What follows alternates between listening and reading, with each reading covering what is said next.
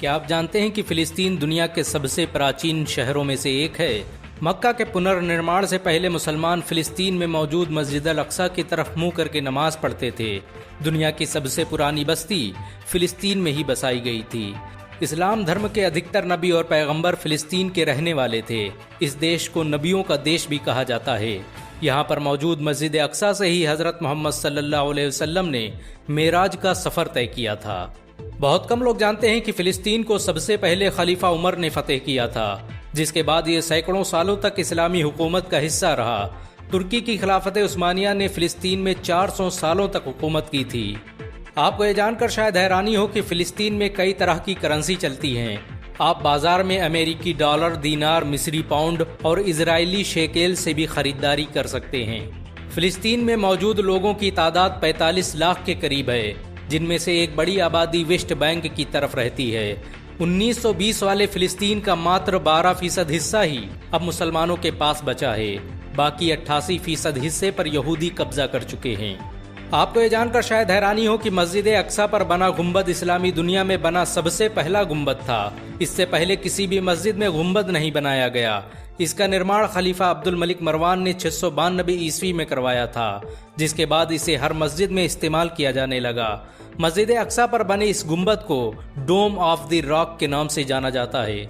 बहुत कम लोग जानते हैं कि मस्जिद अक्सा 35 एकड़ में बनी हुई है और उसके अंदर कई मस्जिदें और लाइब्रेरी हैं। फिलिस्तीन में आज भी इस्लामी वक्फ सिस्टम जिंदा है, जिससे सरकार को वित्तीय मदद मिलती है।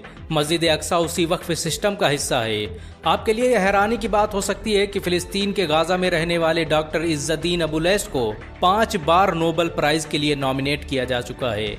आपके लिए यह दिलचस्प बात हो सकती है कि आज भी फिलिस्तीन के 45% हिस्से पर जैतून की खेती की जाती है। फिलिस्तीन आज भी जैतून निर्यात करने वाले 10 बड़े देशों में से एक है। इजराइल द्वारा लगातार हमला किए जाने की वजह से फिलिस्तीन में हर साल करोड़ों रुपये का नुकसान होता है, लेकिन इन सब के बावजूद वहां आज भी बड़े पैमाने पर कपड़े का निर्माण होता है। जैतून की लकड़ी और जैतून के तेल को प्रोड्यूस करने में फिलिस्तीन आज भी नंबर 1 है। फिलिस्तीन में बने पत्थर और टाइल्स दुनिया भर में इस्तेमाल किए जाते हैं। मक्का की मस्जिद अल हराम में इस्तेमाल किए गए कुछ पत्थर फिलिस्तीन से मंगाए गए थे।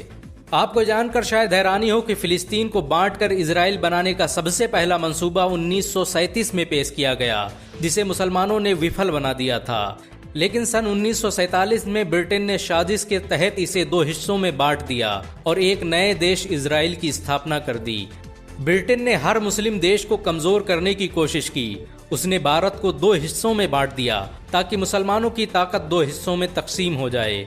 यही काम फिलिस्तीन में किया गया और इस तरह मुसलमानों की ताकत और सल्तनत 2 हिस्सों में विभाजित होकर रह गई।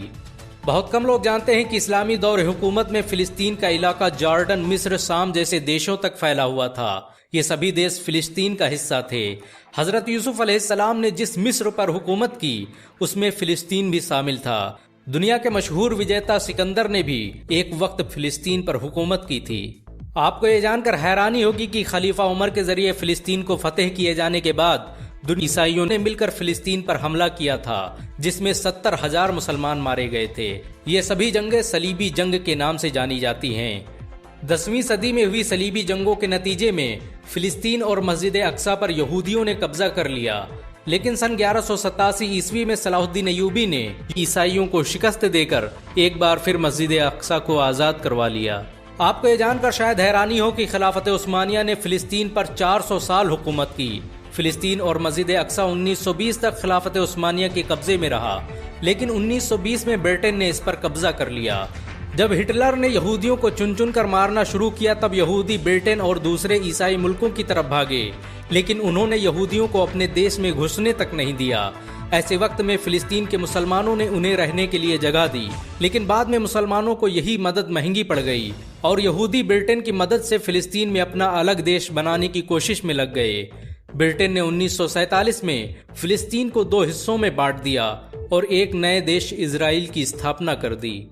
ऑस्ट्रेलिया में पैदा होने वाला थियोडोर हर्जल वो पहला यहूदी था जिसने सबसे पहले यहूदी देश की मांग की थी। वो एक यहूदी जर्नलिस्ट था जिसने सबसे पहले फिलिस्तीन को बांटने का मंसूबा बनाया। यहूदी उसे आज भी अपना सबसे बड़ा रहनुमा मानते हैं। आपको ये जानकर शायद हैरानी हो कि यहूदी पूरे फिलिस्तीन पर कब्जा करके ग्रेटर इजराइल की स्थापना करना चाहते हैं। उनका मकसद मस्जिद अक्सा को गिराकर हैकल सुलेमानी की तामीर करना है। इजराइल की माने तो मक्का से लेकर मदीना, इराक, ईरान, मिस्र, जॉर्डन सब उसी के हैं। आपको ये जानकर शायद हैरानी हो कि फिलिस्तीन को आज भी अपनी सेना और फौज रखने की इजाजत नहीं है। यही वजह है कि पिछले दिनों हुए टकराव में फिलिस्तीन की तरफ से हमास को जंग लड़नी पड़ी।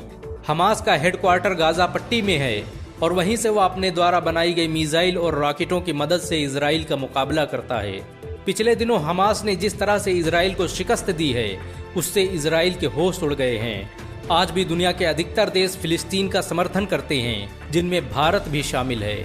अगर आप फिलिस्तीन का समर्थन करते हैं तो इस वीडियो को लाइक और शेयर जरूर करें। ऐसी और वीडियो को देखने के लिए हमारे चैनल को सब्सक्राइब करें, बेल आइकन जरूर दबाएं।